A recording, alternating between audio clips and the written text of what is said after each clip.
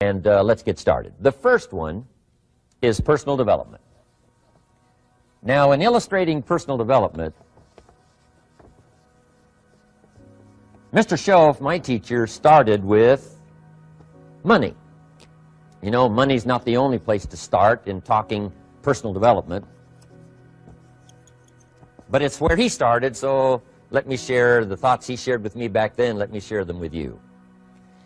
Here's the best lesson I can give you on economics. It's very simple. We get paid for bringing value to the marketplace.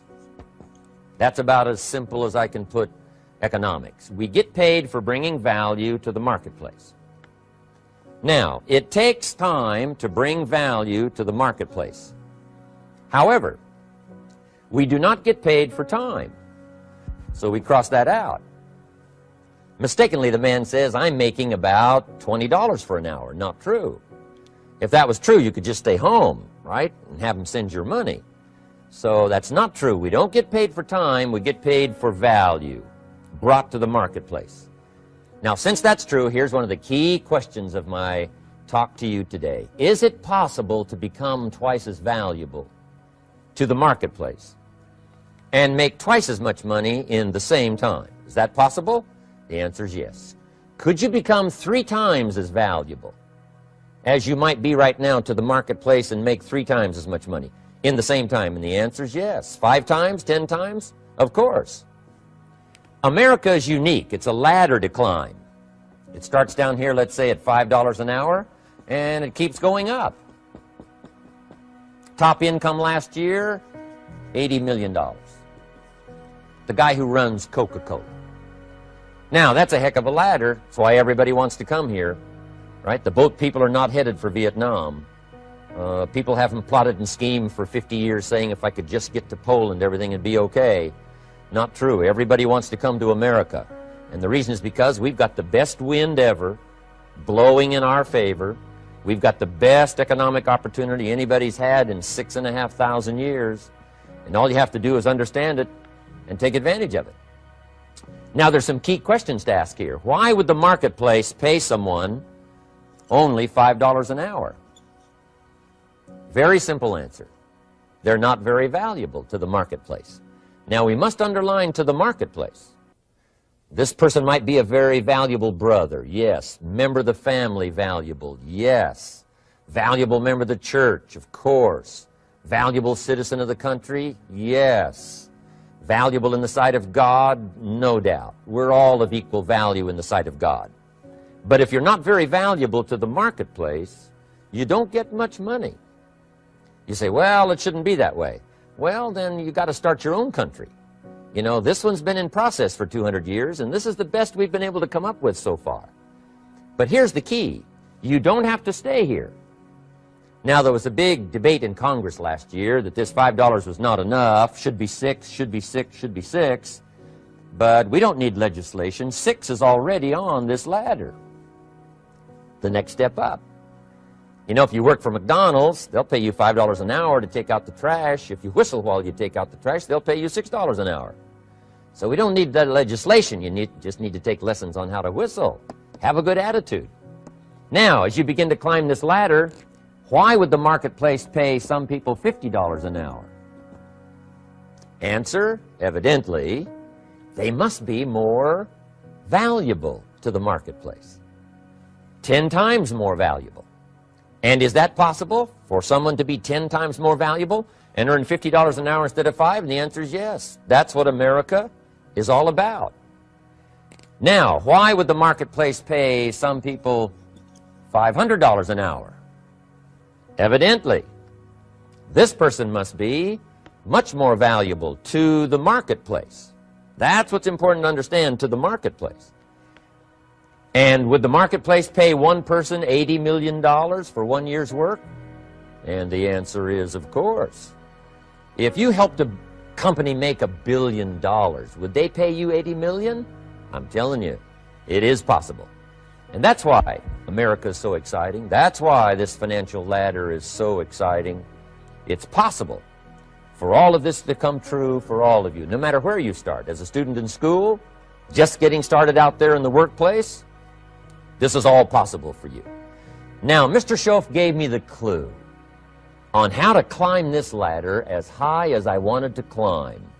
Now, we're talking primarily economics here. There's a lot of other ways to become valuable to your family, valuable to your friends, valuable to the community, valuable to the team, right? Valuable to the team effort, valuable to the concert. But here's what he said to me. In climbing this ladder economically, all you have to do is work harder on yourself than you do on your job. Once I heard that, it made sense to me. I kept hoping that everything else would change around me, found out that if I went to work on myself, worked on my skills, worked on my language, if I became better than I was each year, if I grew in skills and language and vocabulary and competence, then I would become attractive to the marketplace. Not very long ago, a company called me and said, Mr. Rohn, we're expanding internationally. We'd like to have a bit of your expertise to help us. Would you give us a bit of your time? We'll add some millions to your fortune. And I said, okay. And I thought later, isn't that interesting? They would call me. Then my second thought was, of course they'd call me. Who else would they call? I can get the job done. Now, what a contrast for me, farm boy from Idaho, raised in obscurity, parents of modest means, broke when I was 25. How come I would get a telephone call and someone offer me a lot of money to help them in expanding around the world? Simple answer, evidently. Something happened to me between age 25 and where I am today. And I can tell you where it all started. From my teacher, Mr. Schoaf, who said to me, we don't have to change what's going on out there. That's the wind that's blowing. All we have to do is change what's going on in here. And now there's several ways to do that on personal development. And let me give you those ways. Here's the first one. We must learn from personal experience. Pretty simple. Learn from what happens to you. Take a look back over the last few months. Did you make some mistakes? How could you correct those for the future? Take a look back over the last year. Have you done it right or done it wrong? Let's correct it for the next year. Learn from your personal experience. Mr. Schoaf asked me when I first met him, he said, Mr. Rohn, how are you doing? You've been out there now 6 years. And I said, I'm not doing very well. He said, I suggest you not do that anymore. What a simple, swift analysis to my situation. He said, if you keep doing it, the next 6 years will be like the last 6. You don't want that to happen. Let's make the changes. So learn from your personal experience. Now here's number 2, why I came to share this video experience with you today. And that, I call it OPE, other people's experiences. That's me, other people. That's your teacher, other people. That's your friends and colleagues, other people. The people you meet that can pass along to you their experiences, what's happened to them, the mistakes they made, how they corrected them, how they changed their health and changed their bank account and changed their income and changed their future. That's it, other people. Now, there's 2 kinds of people to learn from. One is failures. It's too bad failures don't give seminars, right? That would be valuable. Bring your notebook, have them tell you how they lost it all and threw it all away, threw their health away and threw their friendships away and things didn't work out well. That would be valuable. But now then we must also learn from positive, people that have done well. They've got the health, and so we ask them, how did you become so healthy? They've got the skills, so we ask them, how did you become this skillful? They've got the income, so we ask them, how did you get here in such a short period of time? So now here's what's important in personal development.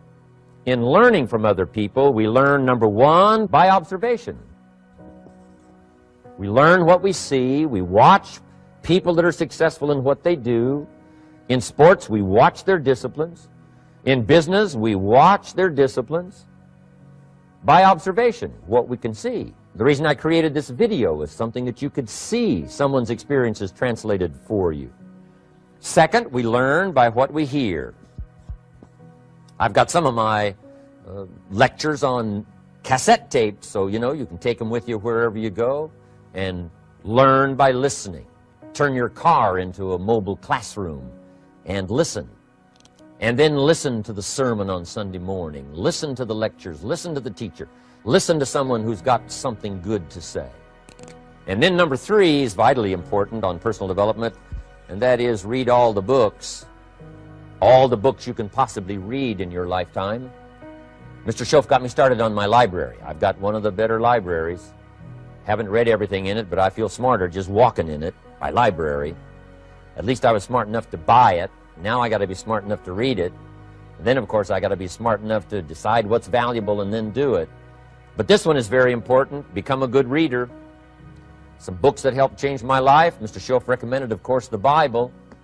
And my parents made sure I was a pretty good scholar by the time I was 18. That's been so beneficial for me, drawing from those illustrations, reading about those stories, people who made it and people who didn't make it, and what the difference was. And then other books that helped to really change my life. One called Think and Grow Rich by Napoleon Hill. And then a book that helped me become financially independent by the time I was 31. And that book is called The Richest Man in Babylon by George Clason. And I'm going to share a little bit of that book with you when I get to financial independence today, our 3rd subject. But I started reading the books, attending the classes, making sure that I got in front of people that had something good to say. And then I started keeping a journal. One of the major things my teacher taught me was to keep a journal. He said, don't trust your memory. If you hear something good, just make a little note and write it down. Now, at first I took, notes on pieces of paper and torn off corners and backs of old envelopes. And it didn't serve me well, thrown in a drawer. Then I learned to keep a journal, a bound copy of all my notes. So I would suggest you do the same. Things that impress you, a poem that impresses you. When you attend a class, some of the ideas that impressed you, jot them down. You read something in a magazine, right? Some ideas. Take those out, put them in your journal. Keep a good journal the rest of your life. This will serve you well. My journals make up a significant portion of my own library.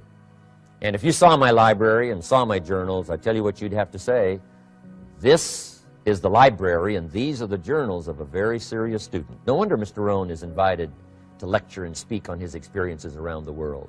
So I want the same thing to happen to you. Value captured that you can resort to later, go back over it and review it, and let it become valuable to you.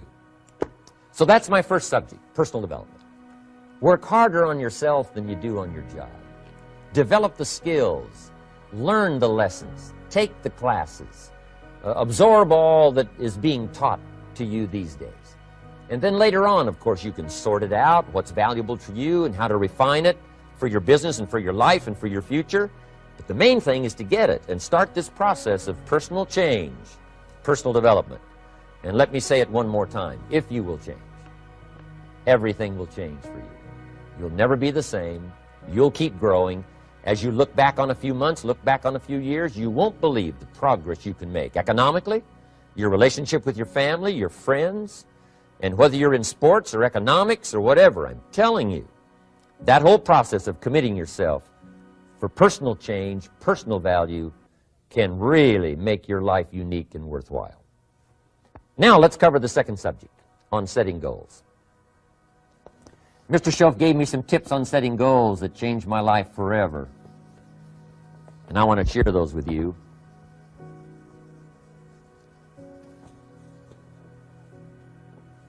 So let's talk about setting goals, and I also want to tie it to personal development, and you'll see how I'm going to do it as I progress here. Setting goals.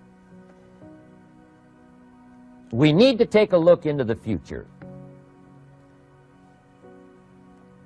There are 4 things to consider in terms of attitude. One is how you feel about the past.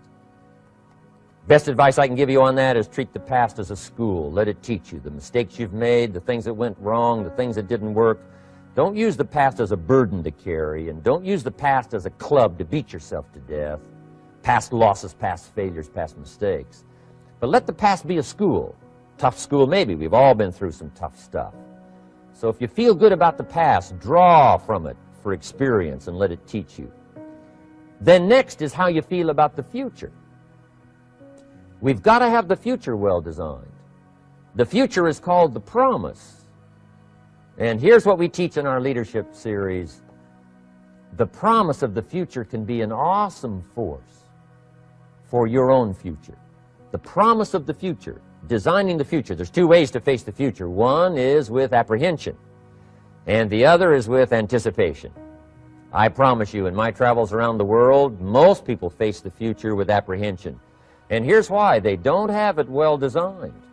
They've sort of left that up to someone else to fix. But here's the best way to face the future, with anticipation. And you can face the future with anticipation if the future is clear, if the future is well designed. And I would like to have you consider some thoughts with me that help me to really change my future by giving it some thought and some consideration. And here it is. In setting goals, it's very simple. Number one, decide what you want. You just take a little time. You sit down and say, what do I want? What kind of skills do I want? What kind of income do I want for the future? What would I like? Where would I like to go? Places I'd like to visit. Habits I'd like to acquire. Skills I'd like to have. You just take a little time to think about what you want. Economics, friendships, people you'd like to meet, places you'd like to go. You just take some time. And then I suggest, when you've thought about what you want for the future, make a list. Just jot it all down. It's really a very simple process. And then here's number three. Keep all the old lists. I'm telling you, this served me so well, keeping my old list of goals. I look back now 10, 20 years ago at goals I set, lists I made, and I smile now because here's what I thought was so important, 20 years ago. Now some of those things aren't even on my list. I've got a new list. I've grown. I've changed. I've matured. But I give you that advice. Decide what you want. Number two, write it down. Number three, keep the old lists. And then here's number four. When you get something that's on one of these lists, check it off. Part of the fun of having a list is checking it off. And then if you can add some drama to checking it off, see, that's what really helps. I set a goal to go to Spain many, many years ago. And when I finally made my first trip to Spain, I had that journal with me that had that list in it. And while I had my journal on my lap, waiting for the wheels to touch down in Madrid, I waited until the wheels touched the runway, and I checked it off. Just adding a little drama. So, part of the fun of having a list is checking it off. Now, here's what's important about the lists and designing your future. If the future gets clear, the price gets easier. Because you got to remember, for every promise, there's a price to pay. Everybody's got to pay the price. Everybody's got to do the deal. Everybody's got to do the disciplines. Everybody has to pay. But here's what I've discovered. If the promise is clear and powerful, the price is easy to pay. The price is some classes. The price is a few books. The price is a few disciplines. The price is finding something that'll make your life better, make you grow, make you change, make you develop. So the first part of the key is to design the promise. Then, what is the price to pay? I'm telling you, the price will be easy. Anybody in my audience can pay it, no matter where you are, where you come from. Color doesn't matter, religion doesn't matter, where you grew up doesn't matter, circumstances don't matter. I'm telling you, if you'll make the promise of the future clear for yourself, the things you want, the places you want to go, the things you want to have, the person you want to become, the skills you want, the homes you want, the future you want, the friends you want, all of the values of life that you could possibly want. If you'll make that clear, make those lists, and be serious about it, I promise you it's an easy price to pay. Anybody can pay it. And the best advice I can give you is, if I can do it, you can do it. Farm boy from Idaho, raised in obscurity, I changed my life, turned it upside down, turned it all around, found economics, found future, found promise, and if I can do it, you can do it. So, start setting your goals and see if you can't get a better excitement going for the things you want to accomplish for the future. Now here's my third subject, and that's called financial independence. Oh, by the way, before I get to financial independence, let me cover one more point. One of the major reasons for setting goals is for what they make of you in achieving them. My teacher advised me when I first got started at age 25, he said, Jim, why don't you set a goal to become a millionaire? He said, it's got a nice ring to it. you know, enough zeros to impress your accountant. And he said, I'm here to help you. You're only 25 years old. You've been to 1 year of college. You've got a beautiful family, every reason to do it. Why don't you set a goal to become a millionaire? And he said, here's why. And I thought, he doesn't need to teach me why. Wouldn't it be nice to have $1 million? He said, no, then you'll miss it. He said, here's why. For what it will make of you to achieve it. I'm telling you, that statement changed my life. Set the kind of goals that will make something of you to achieve them.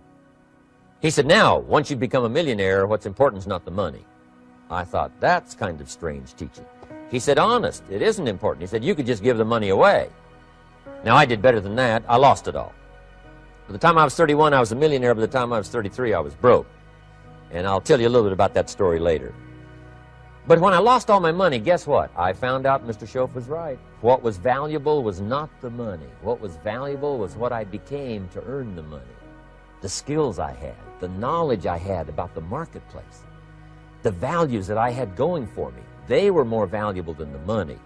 And here's an important statement to remember. It's not what you get that makes you valuable. It's what you become.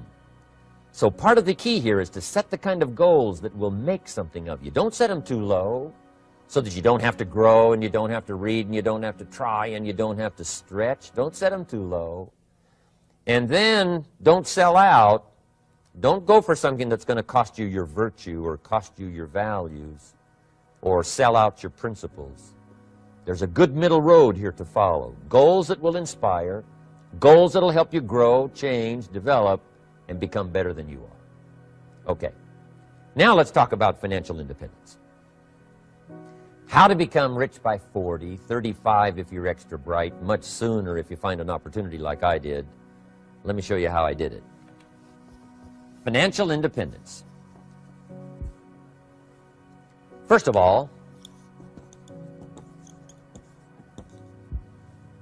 I like the phrase financial independence. Some people are a little bit concerned about using the word becoming rich or becoming wealthy, and I can understand that. I struggled a little bit with this. Is it okay to go for becoming rich, go for becoming wealthy? And maybe that's a bit too strong a word or strong a term, so here's what I've come up with that I think is comfortable for me, and that is how to become financially independent. I think it's every person's heritage here, especially in America, to become financially independent. Now, let me give you my definition of financial independence. Financial independence is the ability to live from the income of your own personal resources. Financial independence. Now, it depends on how you want to live. If you need $2,000, $3,000 a month, if you need $4,000 or $5,000 a month, if you need $10,000 a month, some people may need, you know, $100,000 a month. But whatever you would need to live, and you could earn that living from the income of your own personal resources, that's what I call financial freedom, financial independence. And let me show you how to acquire it. If you start at age 15, between ages 15 and 35 is 20 years. And in my personal opinion, based on my own studies and my own experience, 20 years, in my opinion, is enough time to become financially independent. If you're not, you don't live in the wrong country. Probably what's happened is you have the wrong plan. And it's easy to be a nice person with the wrong plan. I found that when I was 25 years old. I was broke at age 25, and I was a nice guy. You would have liked me. But I'm telling you, my plans up until then, especially my financial plan, left me broke. I totally changed it the next 6 years, and I became financially independent. So I know what I'm talking about. It is possible in a reasonable amount of time, 15 to 35, whatever, 20 years' time, enough time. You can do it in a much shorter period of time, like I did if you want to. But this is a reasonable enough time. But here's number one. First of all, you got to have the right philosophy. Philosophy is our ability to gather knowledge and sort through it and decide what's valuable. To develop a philosophy about life, a philosophy about our health, a philosophy about our family relationships, a philosophy about economics. And if you develop the right philosophy, that's what helps to set this sail so that in 6 years it takes you where you want to go, instead of winding up like I did that first 6 years of my economics, broke, no money, empty bank account. The right philosophy. Now let me give you a couple of philosophies to consider. Here's the first one. It's called the philosophy of the poor. And here it is. Poor people usually spend their money and invest what's left. That's the philosophy of the poor. Now here's the philosophy of the rich. Rich people invest their money and spend what's left. And here's the startling answer. It really doesn't matter what the amount is. What's most important is not the amount. What's really important is the philosophy. So I would ask you to adopt this philosophy of spending after you have invested. Invest first, then spend. And I've got a little formula that I'm going to share with you. Now, what should a child do with a dollar?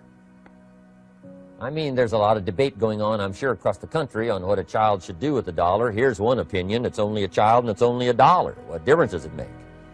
Well, in my opinion, it makes all the difference in the world. A person's economic future starts with a child with a dollar. Somebody says, oh, no, you're only young once. Let him spend it all. Well, when would you hope that would stop? Somebody says, well, wait till he's 50 and broke like me, and, and then he'll learn. Well, no, we don't want to wait that long. If I would have known earlier than age 25, I would have changed. In high school, if they would have had classes called Wealth 1, Wealth 2, I'd have taken both classes. I would not have waited until age 25. So, the earlier the better. So, what should a child do with a dollar? Here's the simple premise to begin with. Don't spend it all. And if a child wants to spend the whole dollar, you got to say, hey, don't spend it all. Don't spend it all. They'll say, why not? It's my dollar. I earned it. You say, I know you earned it, but don't spend it all. They'll still say, why not? Say, let me show you why not. So you put them in your car, take them to the other side of town, and show them where people live that spend the whole dollar. You just drive them around. Kids learn best by visual. Just drive around and say, would you like to live here? Kid says, no. Would you like to live like these people live? Kid says, no, no. Then you can't spend the whole dollar. So, kids will get the message. So, take them to the other side of town, show them around, unless you already live there, and then just show them around. Anyway, don't spend the whole dollar. Now, let me give you my best view of what to do with a dollar.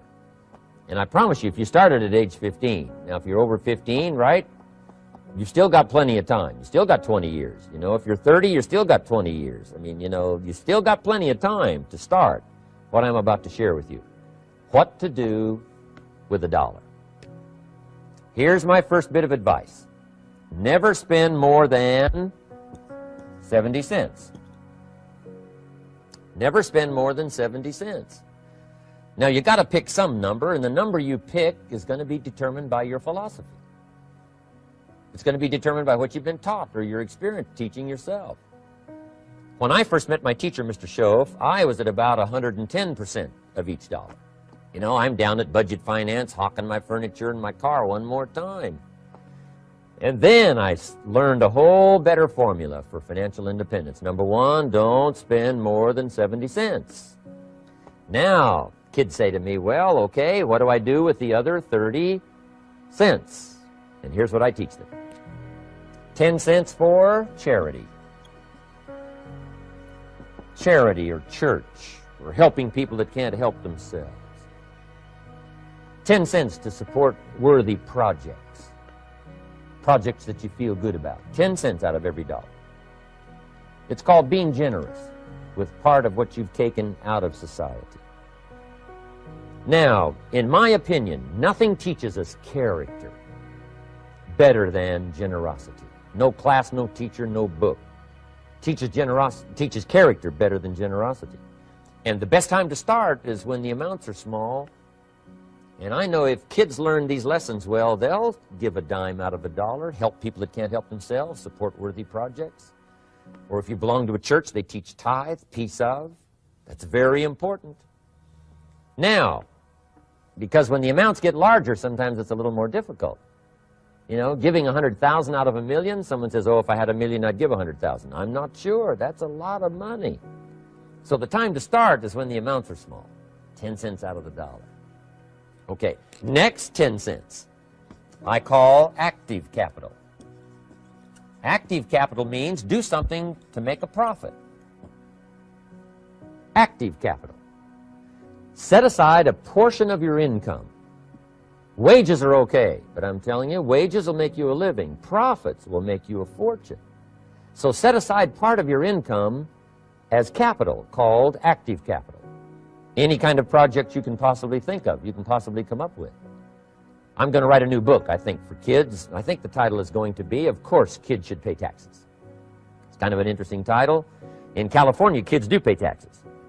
When a child walks into 7-Eleven, buys something that costs $1, the proprietor says, give me 7 more pennies.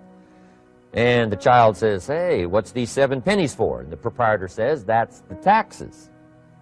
Kid says, well, hey, I'm only 8 years old. Proprietor says, congratulations, you're my youngest taxpayer. Give me the money. So in California, where I live, kids do pay taxes. Big question is, should they? And my book will answer that question. Of course, kids should pay taxes. Nothing is for free. If you want to ride your bicycle on the sidewalk instead of in the mud, you got to pay the 7 pennies. Nothing is free, so we all have to pay. So, 10 cents out of your living, out of the money you earn, set aside for capital. Capital to try your best to show a profit. And in my book, it's going to be all kinds of ways kids can make money, right? 2 bicycles, one to ride and one to rent. I mean, you know, it doesn't take long to figure out some enterprise that'll start making a profit. Then you must jot this down if you're taking notes. Profits are better than wages. 1, you can't usually start wages until you're about 16, 15, 16, but you can make a profit long before you're eligible to start earning wages. And then there's no limit to profits, and they can double and triple and quadruple. You know, there's no limit. It's incredible how fast profits can grow. So profits are better than wages. Wages make you a living. Profits make you a fortune. Now, the third 10 cents is vitally important. I call it passive capital. Capital you let somebody else use. A financial institution, stocks and bonds, mutual funds, whatever. Let someone else use it. You furnish the money. They use it to make a profit, but they pay you for the use of it, called interest. And here's one of the things that'll make you financially independent fairly quickly, and that's called compound interest. And this is how you get it. Letting someone else use a portion of your money, your substance. They show the profit, they pay you interest. And this passive capital, I'm telling you, over a sustained period of time, if you'll develop this little 10, 10, 10, and 70, especially starting at age 15, I'm telling you, by the time you're 35, you will be financially independent. You'll have the ability to live from the income of your own resources. And then one more point on passive capital. There's a Bible philosophy. I'm an amateur on the Bible. But there's a Bible philosophy that teaches the borrower is servant to the lender. And if you want to be in a powerful position as you grow older, finally when you become mature, maybe have your own business, things have worked out for you for the future, the position you always want to be in is the power position. And that's called the lender. The lender is the power position. So if kids learn early enough, and then you ask them what they'd like to be when they grow up, I'm telling you, once they understand, they'll say, well, one of the things I want to be is one of those lenders. That's the power position, not the spender. No, you'll be pitied the rest of your life if you just become a spender. You got to become a lender. And I think this is one formulas to follow. 10 cents out of every dollar. Let someone else use it. Be the lender, power position. Then try to show a profit. Can't we teach our children how to take $1, search the neighborhood, find a broken wagon, pay $1 for it, bring it home, you know, clean it up, sand it until it's clean, paint it red till it shines, straighten out the wheels till they're true, take it back to the neighborhood, sell it for $5? Anybody can do that. Now, does the child deserve $4 profit? And the answer is yes. Society now has a mended wagon. And that's what America's all about. Finding something, touching it, making it better, making a profit, taking part of your resources, helping people who can't help themselves. Let someone else use it to make a profit. Some projects require more capital than one person has. Exciting. and then let them pay you for the use of it? America's had this philosophy now all these years. Communism has taught all these years capital belongs in the hands of the state, not in the hands of the people. We've been teaching all these years capital belongs in the hands of the people, not in the hands of the state. And we turned out to be right. Capital in the hands of the kids, capital in the hands of the people. Enterprises that make a profit, enterprises that grow. It's the hope of our future. So that little simple formula, I hope, will help you. Now, one more key on financial independence, and that is attitude. Attitude. Here's number one. I used to say, I hate to pay my bills. My teacher straightened me out on that. He said, let's see, Mr. Rohn, what you hate to do is pay $100 on an account and reduce your liabilities and increase your assets. I said, well, no, not if you look at it that way. He said, well, it all depends on how you look at it. So wouldn't you love to pay your bills, reduce your liabilities, increase your assets? You got to have that kind of attitude. I found out the same attitude about taxes. I used to say, I hate to pay my taxes. And Mr. Shove said, well, that's one way to live. But don't you understand? Taxes is how we care and feed the goose that lays the golden eggs. Wouldn't you want to do your share? Someone says, yes, but the goose eats too much. Probably true. But hey, we all eat too much. We all need to go on a diet. Better a fat goose than no goose. So I finally became a happy taxpayer. Now, I think taxes are too high, so I'm working to get taxes lowered for our economic future. But then whatever they turn out to be, I gladly pay and do my part, because that's what makes the whole system run, each of us doing our part. Now, I want these three subjects to be valuable for you. I want them to have meaning for you. I want you someday to be financially independent. I want you to have the personal development so that you feel good about yourself. If I had a chance to meet you someday, I'd like to have you show me the list of goals that you got started and say, Mr. Rohn, here's some I've already checked off. Here's the books I'm reading. Here's what's happened. I'm developing the skills. I'm better this year than I was last year. I've got more self-confidence. My skills are developing. That's what I want for you, and that's why I took the time to come and share in this video message with you. I do seminars all around the world, but this is one way that I can reach out and touch you in case you can't come to my seminars, wherever I am. Maybe this video will reach you somewhere, and it'll have an impact on your life. And what I'd like to do is later hear about it, a letter, phone call, or to have a chance to meet you in person. And now I'd like to leave you with these 4 questions called questions to ponder. These questions were valuable for me, and I want to make them valuable for you. Here's the first one, why? We all ask why we should work this hard, why take that many classes, why go to school that many years, you know, why take the notes, why read the books, why work that hard, why put yourself through the push-ups and the disciplines, why? Good question, why? Best answer to why, I think, is the second question. Why not? Why not see how many books you can read, how many classes you can take, how many skills you can develop? Why not see how valuable you can become to the marketplace and to your friends and to your family? Why not see what you can make of yourself? Why not see how far you can go, how much you can see, how much you can earn, how much you can share? Why not? That's the heritage all of us have, in America especially, is to see what we can make out of our lives now that we've been given this extraordinary opportunity. Now, my third question I'd love to ask you in person. But since I can't do it in person, I want to ask it of all of you. But I want you to take it personally. And my third question is, why not you? Why not you? With good self-esteem. Why not you starting to change and setting goals? Why not you starting to make progress toward financial independence? If I can do it, you can do it. I wished I had a lot more testimonials here today besides mine. A whole steady stream that would come by and tell you their story. Someone who started with nothing, finally run a big enterprise. A mother who was on welfare, now she owns her own business. In addition to my story, I wish I had a lot more. And if all of them told their story, guess how they would probably wind up their story? They'd probably say, just like me, why not you? If we can read, you can read. If we can change, you can change. If we can figure it out, you can figure it out. If we can turn it around, you can turn it around. There isn't anything you can't accomplish. That's what those testimonials would say. And so I want to say it to you personally. Why not you? You've got the brains, you've got the stamina, you've got the vitality, you've got the interest, you've got your life ahead of you, you've got the future. You can do it. If anybody can do it, you can do it. If one of us can do it, hey, we all can do it. And now here's my last question. Why not now? This is a good time as the 20th century starts to wind down, a few more years as we get ready for century 21. What a good time to set your goals, work on yourself, work on your skills. What a good time to get it together. What a good time to start this process.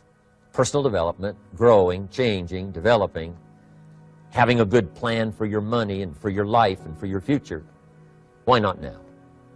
And I hope I have a chance to see you one of these days and share with you the experience, the reaction, the response you might have had from my message today. And until I get a chance to see you on this side of the world or the other side of the world, in some school or some seminar, or maybe I'll come and speak for a company that you work for someday, I hope I get a chance to meet you. Until then, I wish you the best. I want all that I've gotten to be yours and much, much more. God bless. Goodbye.